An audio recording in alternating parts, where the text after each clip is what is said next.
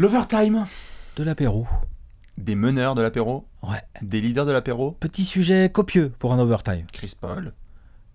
Il faut qu'on en parle. Ah bah là, c'est obligatoire. Parce que Chris Paul, il a joué New Orleans ce week-end et il nous a fait... C'est les Pélicans. Relativisé. Et des Pélicans, mais... je crois, sans...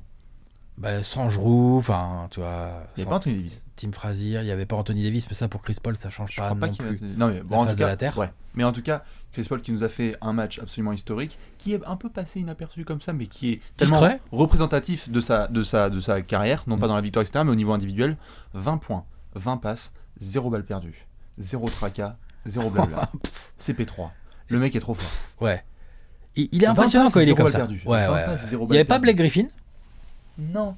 Mais il y avait DeAndre, il a distribué pour tout le monde. Tout le monde a mis sa quinzaine. Enfin, c'est Chris Paul comme on le sait. Il fait mettre 15 points à DeAndre Jordan. C'est le mec. Ah non, mais tu vois, c'est quand même pas mal, rien que de dire ça. Ouais, même Moutet, le mec, il a fait. Il pourrait te faire scorer 15 points. Enfin, tu vois, c'est assez chaud. Mais pour le coup, Chris Paul, il nous fait donc un match qui a eu lieu.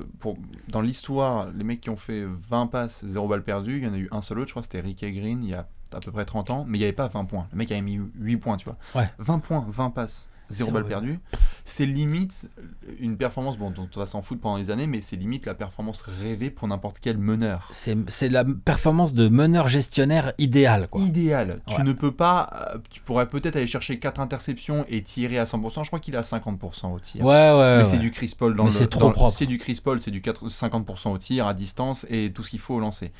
Mais donc surtout, ça nous mène à une petite question qu'on voulait se poser parce que certes, les Pélicans. C'est pas non plus. Non, c'est pas le test. C'est pas le test ultime. C'est pas non plus le test. Mais on sait que tout le monde a des affections particulières au niveau des meneurs. Ouais.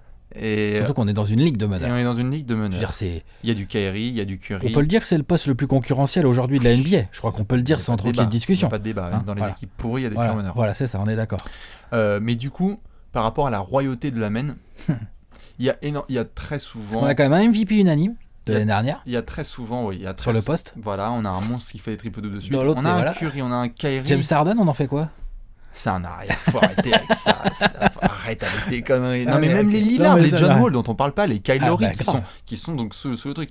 Chris Paul, on a vu énormément de discussions ce dimanche quand on l'a vu faire cette performance parce que même si c'est face aux Pélicans, chacun son registre. Toi, tu serais plutôt un pro quoi chez les meneurs. Parce que toi, on le sait depuis des mois. Moi, je suis plutôt un pro Westbrook. Mais après, c'est tellement compliqué de les comparer. Non, c'est clair. Mais je reste. Mais si je veux gagner, si tu veux gagner, si tu veux aller loin en playoff, moi, je prends Westbrook tous les jours. Tous les jours, je prends Westbrook.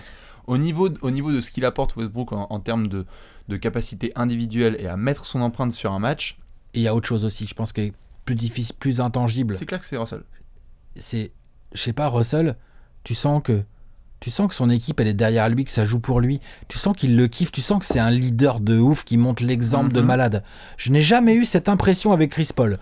Je sais pas si... Je l'ai déjà eu par le passé quand même, parce qu'on a un petit peu trop... Au Hornets, quoi, au Pélican Hornets. On a un petit peu trop l'image des Clippers en tête. C'est vrai. Mais tu vois, comment dire, je suis pas sûr que... Mais pour moi, ça reste le points GOAT, quoi. Ça reste vraiment le meneur... En gestion, ouais. Le meneur... En gestion, il n'y a rien à dire. Ah oui, vraiment de... En gestion, c'est le meilleur. Être capable de mettre tout le monde dans des bons spots, enfin... En gestion de tempo, en gestion des coéquipiers, c'est le meilleur.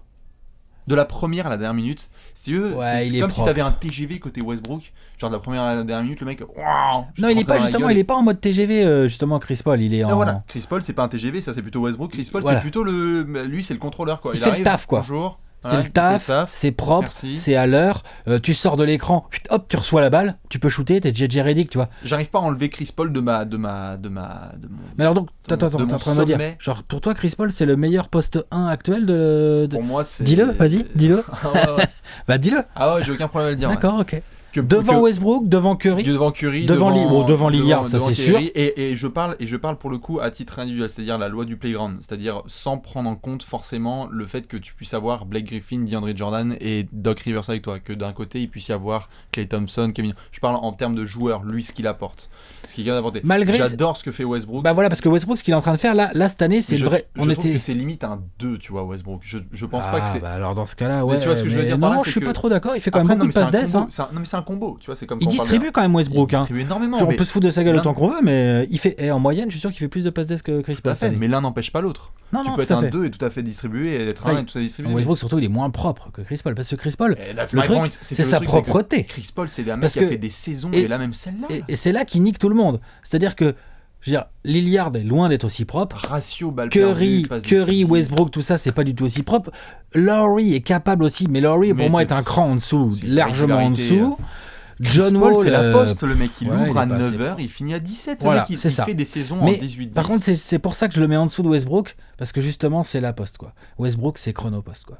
Tu vois, Westbrook, c'est au-dessus, quoi. Tu vois. Alors oui, de temps en temps, il va te perdre 6 ou 7 ballons, il va énerver tout le monde, mais alors, il fait gagner des matchs. En fait, disons que si tu veux, comment dire, la phrase, je la résumerai ainsi, je pense qu'en termes de joueurs, en termes d'individus et de ce qu'il est capable de faire sur un terrain, je te mets encore Westbrook devant Chris Paul. Mais vu que là, je me posais plutôt la question sur le meneur, gérer une équipe, sur le poste de meneur, en termes de meilleur meneur, pour moi, le meilleur meneur de la NBA encore actuellement, ça reste Chris Paul. Ouais. J'arrive pas. Et par contre, en meilleur joueur des deux, vas-y, Westbrook. Mais Westbrook, il est meilleur que. Vas-y, tu peux leur mettre 5 joueurs au-dessus. Peut-être qu'il n'y a que LeBron qui est meilleur. Ça, c'est un autre débat. On en parle une prochaine fois. Une prochaine fois.